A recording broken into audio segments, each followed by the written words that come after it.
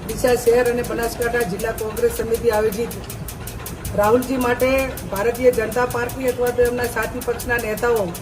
બેફામ નિવેદન કરીને દેશના લોકોને ગુમરાહ કરવાનું ને ભયનું વાતાવરણ પેદા કરવા માટેના જે પ્રયત્નો કરી રહ્યા છે એની સામે કાયદેસરની કાર્યવાહી થાય અને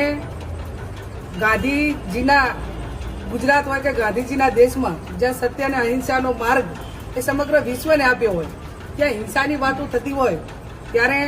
કોંગ્રેસ પાર્ટી એ હર હંમેશા ન્યાય માટે સત્ય માટે કોઈના પણ પડખે રહીને લડવા માટેનું કામ કર્યું છે ત્યારે રાહુલજી એ દેશના ગરીબ લોકો વિકાસથી વંચિત હોય યુવાનો હોય દેશની સમસ્યાઓ હોય એના માટેનો અવાજ જ્યારે લોકસભામાં એક વિરોધ પક્ષના નેતા તરીકે ઉપાડતા હોય ત્યારે ભારતીય જનતા પાર્ટીને એમના વડાપ્રધાન હોય કે બધાને બોખલાટ થયો છે અને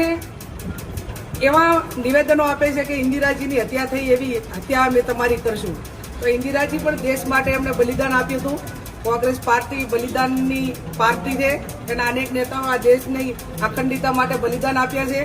ત્યારે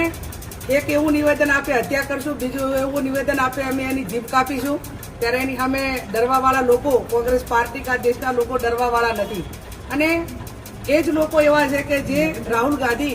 કોઈ પણ પ્રકારનું એવું નિવેદન હતું કે કોઈ સમાજને કે કોઈ વ્યક્તિઓને ચોટફોડ છતાં પણ એ જ લોકોને આજ જે નિવેદનો આપવાના છે આપે છે એમના નેતાઓ